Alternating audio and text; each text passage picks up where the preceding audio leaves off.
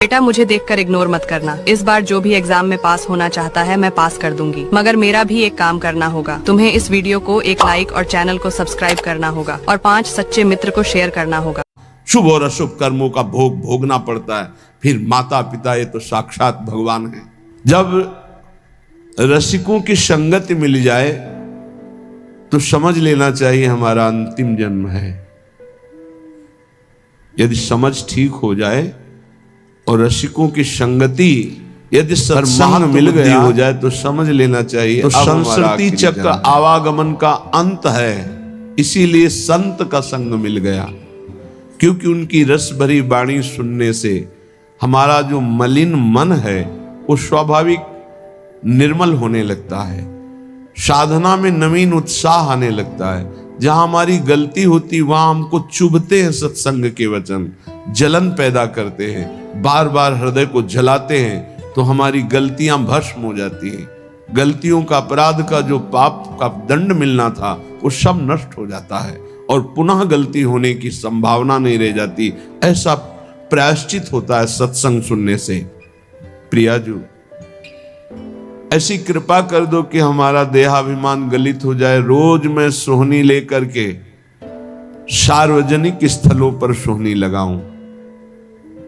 सार्वजनिक, जहां हमारा सेवा का भाव देह भाव को गलित करता है।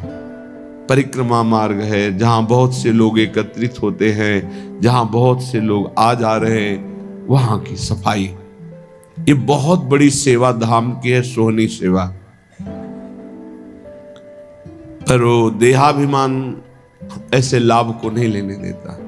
एक आदमी करोड़ों रुपए का दान करे और एक आदमी जहां से सब लोग निकलते हैं, बैठते हैं, उठते हैं, ऐसी जगह सोहनी लगा दे, तो उसकी समानता नहीं कर सकता सोहनी लगाने वाले की समानता, क्योंकि उसके अंदर कहीं ना कहीं रहेगा कि मैं 1 करोड़ दान किया है।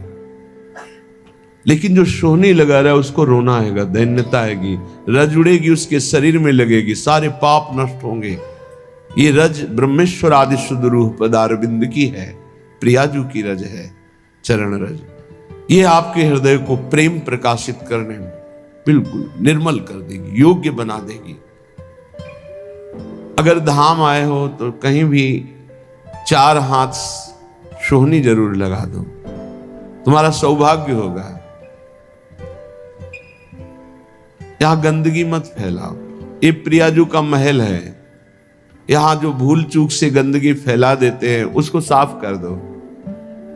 बड़ी कृपा होगी आपके ऊपर, बड़ी कृपा होगी यदि ऐसा आप करेंगे। माता पिता को त्रास दिया जाता है। जिन घरों में आए हुई पानी ग्रहण करके पत्नी के साथ अनर्थ, नाना प्रकार की दुष्वृत्तियां, वो घर कभी श्री संपन्न नहीं हो सकता, सुख संपन्न नहीं हो सकता। आप सत्संग सुनने आए हो, इसी का सुधार करना चाहिए। माता पिता आपके साथ क्या व्यवहार कर रहे हैं बिल्कुल मत देखो, ये मान लो कि ये पागल है, उनकी बातें मत सुनो। तुमका अपना कर्तव्य दे, तुम्हारा क्या कर्तव्य, हमको केवल अपना कर्तव्य देखना। हमें बहुत कष्ट होता है जब ये बात देखते हैं कि बूढ़े असमर्थ माता पिता के साथ ऐसा व्यवहार, तब लगता है ये कलेजा है इसका हृदय है कि भगवान ने पत्थर की रचना की इसके हृदय में। अरे और कौन, जिसने 9 महीने गर्भ में रखा, जिसने अपने रक्त का दूध बनाकर तुम्हें पिलाया, जिसने तुम्हारे मल मूत्र साफ किया, आज तुम हाथी जैसे जवान हो तो लात मारते हो, डंडा मारते हो, उनको गाली देते हो।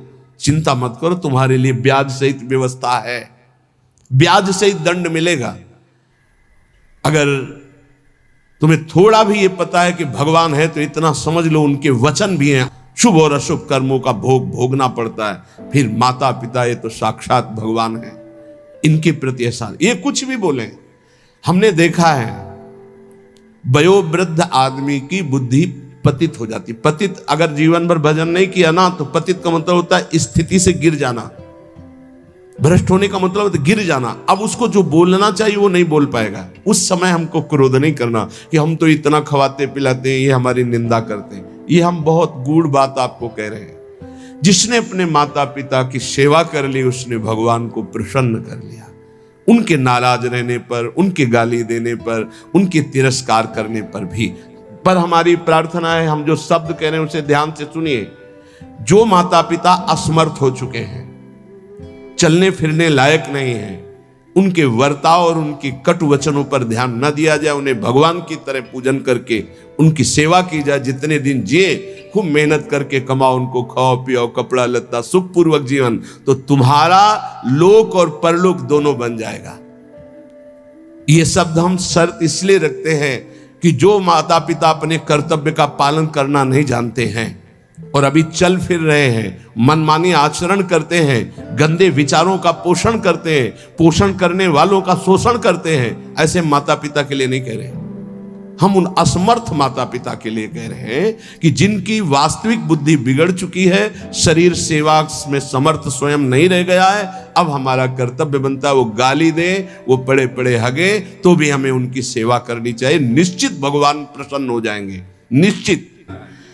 आज उन्हीं माता पिता से जिनसे परम सिद्धि प्राप्त होती है, परम कृपा प्राप्त होती है, ये नादान लोग नहीं जान पा रहे और अपना कर्म नाश कर रहे हैं, कर्म नाश कर रहे हैं, पूरा जीवन नष्ट कर रहे हैं। हम इस विषय में इसलिए बोल रहे हैं कि आजकल बहुत बच्चे उद्दंड हो रहे हैं और ब्याह हुआ तो वही नई बच्चियां जिनको अपने माता पिता का सम्मान करना नहीं आया, वो अपने पति के माता पिता के साथ दुर्व्यवहार करती हैं, पति के अधीन करके दोनों मिलकर उनको पीड़ा पहुंचाती हैं। हम वयोवृद्धि की बात कह रहे हैं, हम उनकी बात नहीं कर रहे। जो समर्थ है कर सकते हैं, जो शोषण करते हैं हम उनकी बात नहीं कर रहे। हम उनकी बात करें जो असमर्थ है, चलने में भी असमर्थ है, अब उनके ऊपर डंडे का प्रहार, उनकी पिटाई बिल्कुल ठीक नहीं। जो तुम कर्म कर रहे हो सुभक्ता तुम्हें भोगना पड़ेगा और बहुत भोग चुके हो। जैसे मां के गर्भ में कितना बड़ा दंड भोगा तुम्हें याद भी नहीं है। इसलिए दोबारा इस संसार के बीच में जन्म ना हो, ऐसा उपाय कर लो। इससे तुम्हारा जन्म मरण नहीं रुकेगा। बहुत पढ़ लिख कर विद्वान हो गए हो तो तुम्हारी ख्याति हो जाएगी। बहुत दान दे दोगे तो तुम्हारा यश हो जाएगा। बहुत भोग सामग्री आहार विहार बांट दोगे, बहुतायत रूप में तुम्हारे पास आ जाएगी, लेकिन तुम्हारा जन्म मरण नहीं रुकेगा। जन्म मरण रुकेगा, आहार विहार की चिंता छोड़ दो। योगक्षेमम वहाम्यहम का ठेका भगवान लेते हैं। अपने कर्तव्य का धर्म पूर्वक पालन करो, धन की चिंता मत करो। आ जाओ श्री धाम वृंदावन, सत्संग सुनो, उसके अनुसार आचरण करो, साधना भजन करो, तुम्हारा परम मंगल हो जाएगा, आवागमन से मुक्त हो जाओगे। भगवान में असीम विश्वास रखने वाले वीडियो को लाइक करें, एक प्यारा सा कमेंट करें। ऐसी ही वीडियो देखने के लिए घंटी का बटन दबाएं और चैनल को सब्सक्राइब करें।